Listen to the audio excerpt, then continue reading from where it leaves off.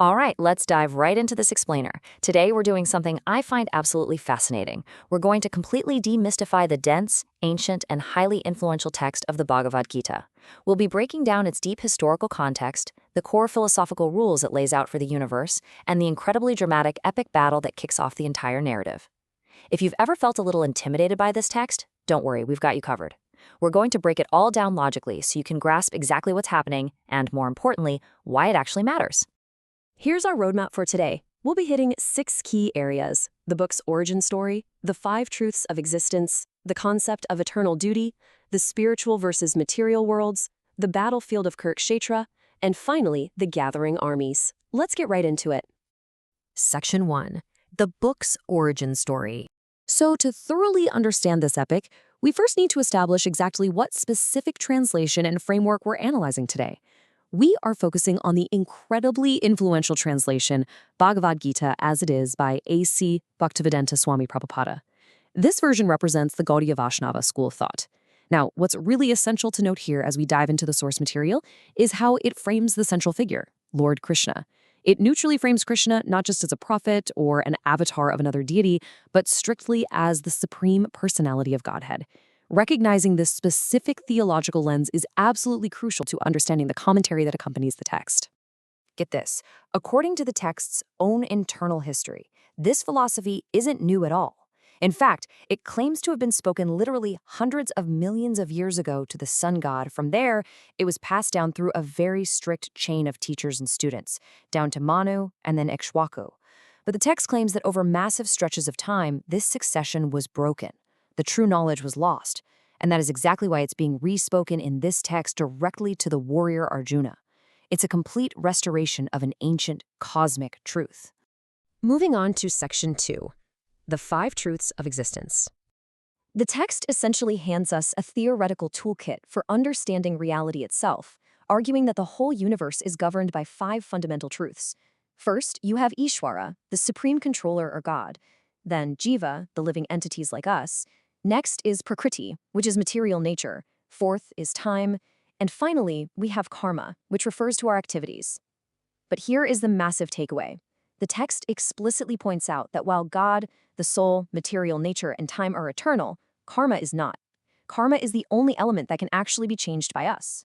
So for you and me, that means our actions are our one controllable variable in this giant cosmic system. Pretty empowering, right? To help us picture how these 5 truths interact in a hierarchy, the text uses a brilliant, highly relatable metaphor. Think about a car or a complex machine. It might look like it's moving completely on its own, but we all know there's a driver or an engineer behind the wheel pulling the levers, right? Well, the material universe acts as that vehicle, driven by the supreme controller.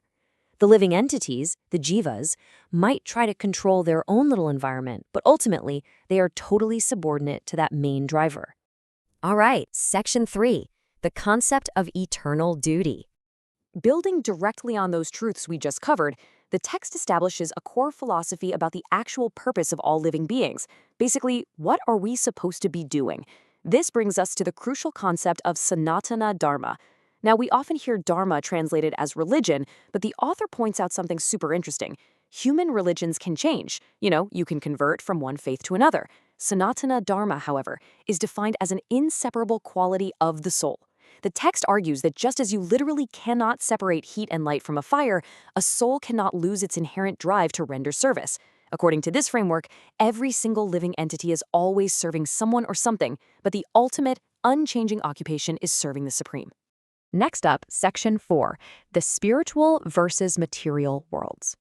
With our eternal duty clearly defined, the text gives us this wild way to visualize the cosmos by dividing existence into 2 totally different realms.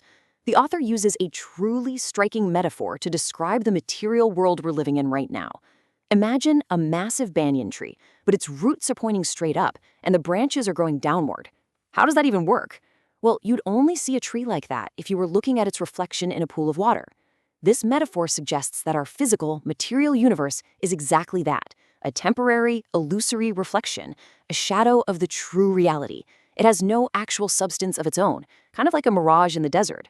The text draws a really hard line between these two realities. On one side, you've got the material world. It's temporary, it's defined by this cycle of birth, disease, old age, and death, and it completely relies on external light sources like the sun and the moon. But on the flip side is the spiritual world, known as Sanatanana Dhamma.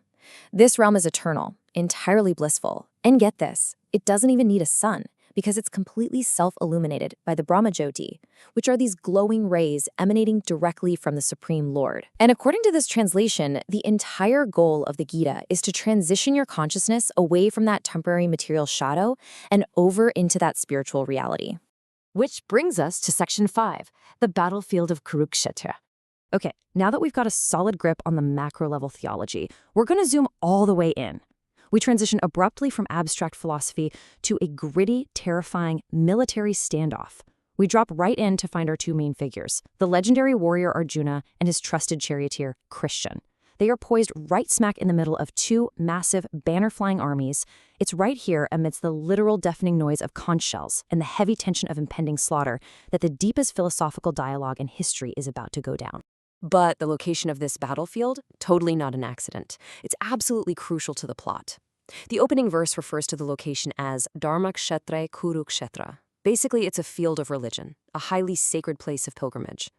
The source text explains that King Dhritarashtra, the blind king whose greedy sons are trying to claim the throne, is incredibly anxious about this. He's literally terrified that because Kurukshetra is sacred ground, the holy vibes of the place will naturally favor the virtuous rightful heirs, the Pandavas, over his own corrupt sons. He genuinely believes the very dirt they stand on is conspiring against his family's dubious political claims. And finally, Section 6, the gathering armies. To truly feel the pressure Arjuna is under, we have to look at who exactly is standing out there on that battlefield. The sheer scale of the military forces arrayed on this holy field is staggering. You have the Kurus, led by the corrupt king Duryodhana, facing off against the Pandavas with Arjuna and his mighty brother Bhima. Now, Duryodhana looks out and assesses his own forces as basically immeasurable, largely because they've got the legendary undefeated grandfather Bhishma protecting them. He views the Pandava forces as pretty limited in comparison, but as we're about to see, having numerical superiority definitely does not mean you're feeling confident. Yeah, despite all that bragging about having superior numbers and invincible generals, Duryodhana's deep psychological fear is exposed right in the opening texts. He urgently runs over to his commander-in-chief, Dronacharya, and desperately tries to manipulate him. He subtly chides his commander, warning him not to show any leniency just because many of the Pandava leaders used to be Drona's own favorite students. He specifically points out the terrifying threat of the warrior Bhima. It's honestly fascinating how timeless human behavior is. Here you have a politician trying to mask his own panic by aggressively micromanaging his generals. And that brings us to the absolute climax of our explainer today. Think about it. With the vast rules of the universe established, the spiritual and material worlds hanging in the balance, and these massive armies ready to violently clash, we are left with a staggering human dilemma. How in the world can a righteous warrior like Arjuna possibly fulfill his societal and spiritual duty when he looks across the battlefield and realizes his mortal enemies are not strangers? They are his own beloved teachers, his grandfathers, his cousins. It is the ultimate crisis of conscience, and it's the very spark that ignites the timeless wisdom of the Bhagavad Gita. Thank you so much for joining me on this explainer. I really hope this structured breakdown leaves you incredibly curious to explore the profound dialogue that follows this dramatic opening scene. So, what would you do in Arjuna's shoes?